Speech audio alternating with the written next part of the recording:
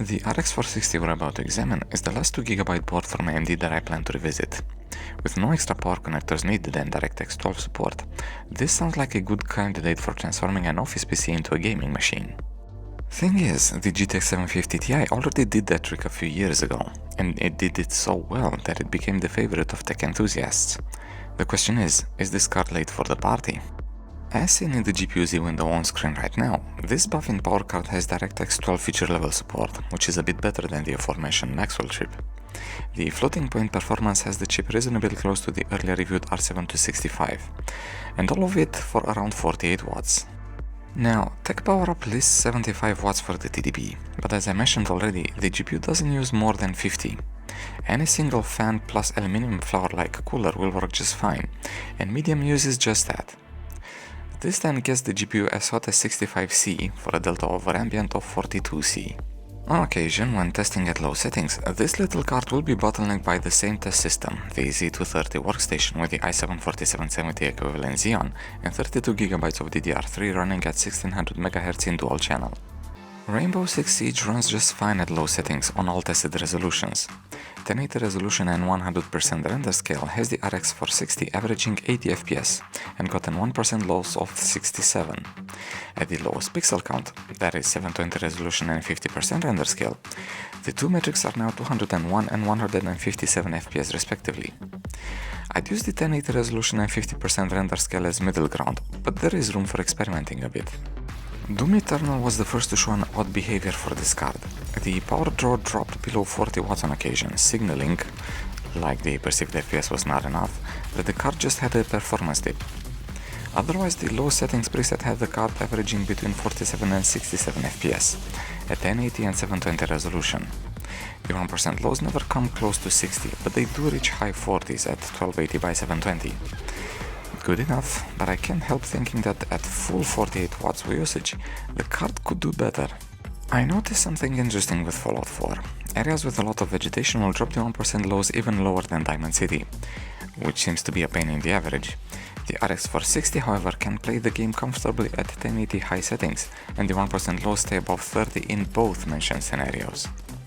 Ultra is doable, but the results captured at 1080 resolution suggest that a small resolution drop to 1600 by 900 will help.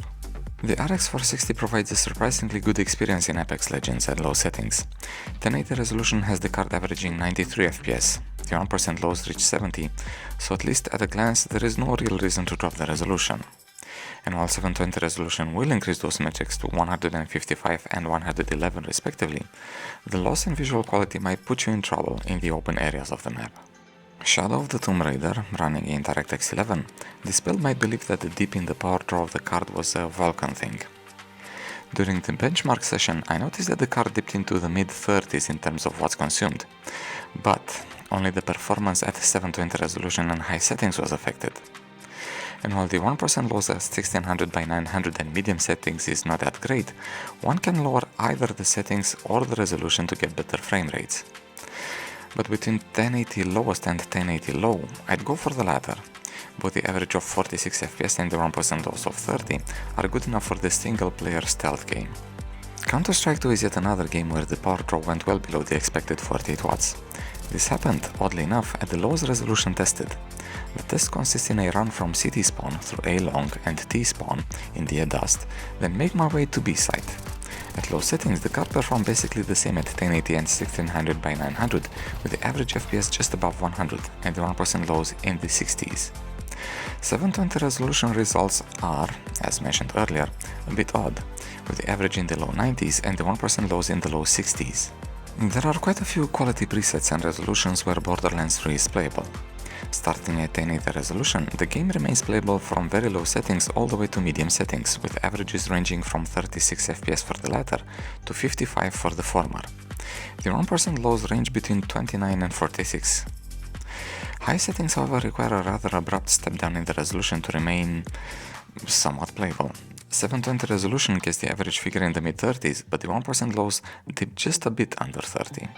XDefiant has the RX 460 performing surprisingly on par with the R9270. There are two possible reasons for this. One would be the support for higher level DirectX features, and the second one would be the extra 2 years of driver support that this card enjoyed.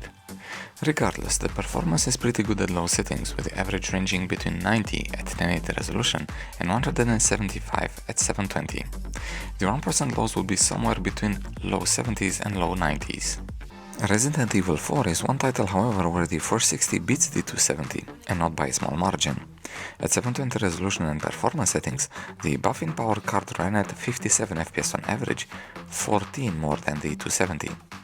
The 1% lows managed to stay in the low 30s compared to the low 20s for the previously reviewed R9 270. And it is this 1% lows that translates in a better gaming experience with the RX 460. The RX 460 is not quite CPU bottlenecked in Fortnite. Using performance mode and a rendering distance of far, the average FPS increases from 105 FPS at full 1080 to 175 FPS at 720 resolution. The 1% lows range in between middle 70s and middle 90s.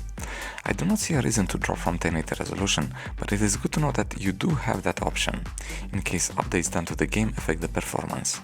Very much like the last 3-4 cards reviewed here, the reload game mode has the GPU hitting a platform bottleneck. The average FPS remains around 200 FPS regardless of the resolution used for testing. The 1% loss, however, became worse and make the game for the average, only a fistful of FPS, not really worth it. Just stick to 1080. The more recent reviews had me believe that Terminator Resistance will run quite well at 1080 resolution and high settings, but the game failed to load up the map and crashed instead. Lowering the settings to medium had the card running just fine, with an average FPS of 58 and 1% loss of 43. Low settings has the card running better, but not really worth it. This is not a game where you're going to rocket jump anytime soon. The FPS in Overwatch 2 scaled up perfectly linear as the resolution dropped. This is valid for both the averages that range between 122 to 240 and for the 1% lows that go between 96 and 198 FPS. The game was tested at resolution starting from 1080 and ending with 720 at low settings, no anti-aliasing and no 3D scaling enabled. Dota 2 plays well. I use the same metric light that I use for all other cards at the same 1080 resolution and low settings, but with a 3D resolution slider dragged back to 100%. And despite using a different card, I get almost the same results. 89 FPS for the average, 52 for the 1% lows. The results for control should surprise no one. The RX 460 was still enjoying game-ready driver support when the game came out. Lowest settings will provide an adequate gaming experience at both 1080 and 720 resolutions, with an average FPS of 48 and 92 respectively, and a 1% loss value of 39 and 70 respectively. GTA 5 runs perfectly fine on weaker cards, so the 1080 low settings combination I used was not a problem for the RX 460. The buff-in card averaged 114 FPS and provided 1% loss of 68. Now, the game resets my quality settings each time I swap a video card, so using the settings recommended by the game is probably a better idea than using the lowest possible option for your graphics. And last but not least, Warframe at 1080 resolution and low settings also runs very well on the RX 460. The average FPS manages to go above 200, while the 1% lows is a comfortable 144 FPS. There is plenty of headroom to increase the quality settings, and the game is a PvE title anyway. You won't need that 1% lows to be above 60, so just crank those settings up a bit.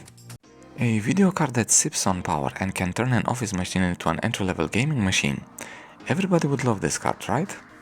Thing is, Nvidia figured that out earlier, by a bit more than 2 years, when it released the GTX 750 Ti, and that card won the hearts of PC builders everywhere. The contemporary entry-level card from Nvidia was, fun enough, another 50 Ti card, but the Pascal GPU would basically mop the floor with the GCN4 chip used by AMD. Now, that doesn't make the RX 460 a bad card. It can still play the more popular online titles and quite a few of the older AAA games just fine. What makes me pause a bit before recommending it is still the price. It's all over the place, with some asking $60 for the 4GB variants, while some 2GB units going as low as $16, prompting the question, but why? Now, I did get mine for $20, but I'm fine with the risk of getting a defective unit. Not everybody is though, so if you see one for $20 or less, try to see if it still works first. Okay, we're done with this video. Thanks for watching, I hope you liked it, and I'll see you for the next one.